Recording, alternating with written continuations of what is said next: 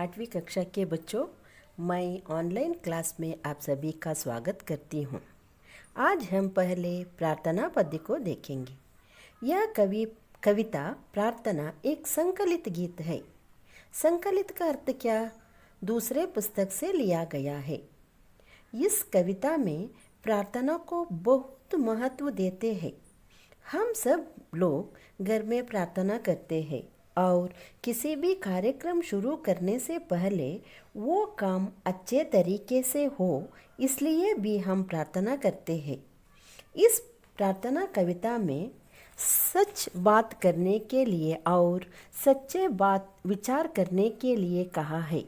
कवि कहता है कि हम हमारा जीवन में सारा वक्त सत्य बात करने के लिए कहा है, लेकिन हमारा सत्य से दूसरों को मुश्किल होना, इस वक्त हमें सच नहीं बोलना और हमें हमारा जीवन में अच्छा बात पर विचार करना चाहिए।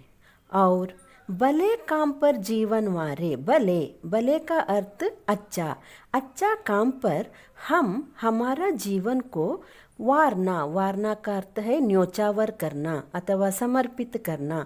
हमारा जीवन को अच्छे काम पर हमें हमारा जीवन को समर्पित करना चाहिए।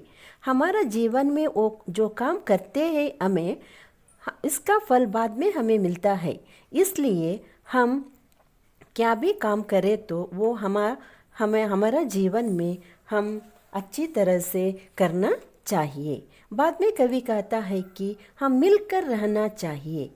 क्या भी काम करने वक्त हमें एक दूसरे से मिलकर वो काम करें तो वो काम अच्छा होता है। और हमें नियम को अपनाना चाहिए। नियम बोले तो रूल्स एंड रेगुलेशंस। हम किसी भी काम करने वक्त नियम अपनाना चाहिए। यह नियम अपनाने तो हमारा जीवन में हम डिसिप्लिन को हमें अपनाते हैं। और बीती बातों को बिसराइए। बीती बातों को बिसराना चाहिए। जो बुरा बात नहीं तो बुरा काम हुआ हमारा जीवन में, वो हमें भूलना चाहिए, बिसराना चाहिए। इसका अर्थ भूलना चाहिए। वो भूल के हमें अच्छे काम पर, अच्छे विचार पर सोचना चाहिए, अच्छे काम करना चाहिए।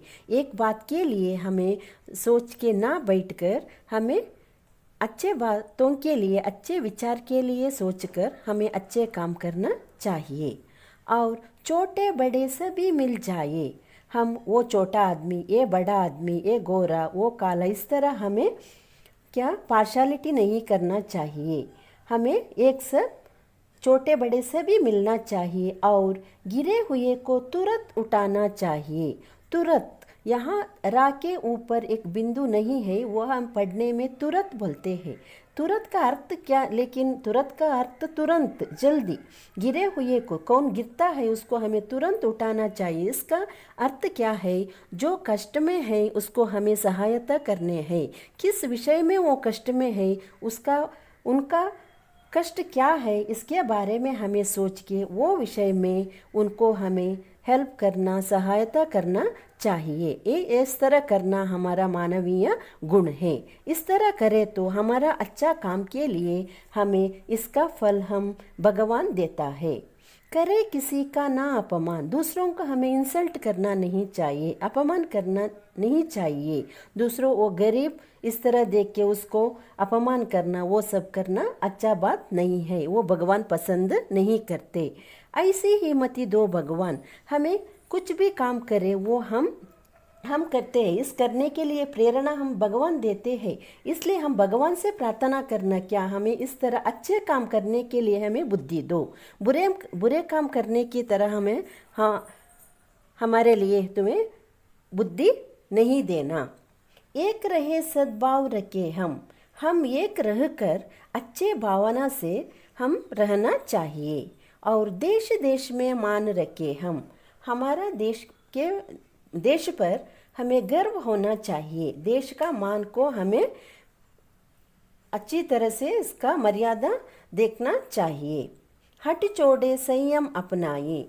हम जिद, हमारा जीवन में किसी भी वस्तु के लिए, विषय के लिए हमें जिद करना नहीं चाहिए।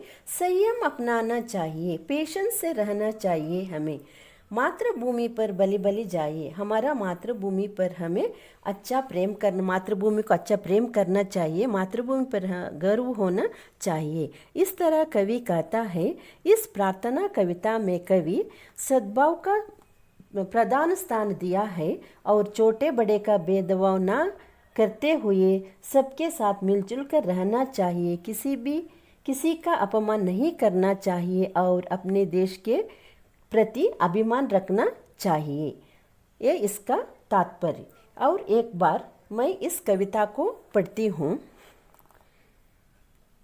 सच बोले सच बात विचारे, भले काम पर जीवन वारे, मिलकर रहे नियम अपनाए, बीती बातों को बिसराए, बीती बातों को बिसराए, छोटे बड़े सभी मिल जाए, गिरे हुए को तुरंत उठाए, करे किसी का ना अपमान, ऐसी ही मति दो भगवान। एक रहे सद्भाव रखे हम, देश देश में मान रखे हम, हट छोड़े संयम अपनाए, हट छोड़े संयम अपनाए, मातृभूमि पर बलि बलि जाए, मातृभूमि पर बलि बलि जाए। धन्यवाद।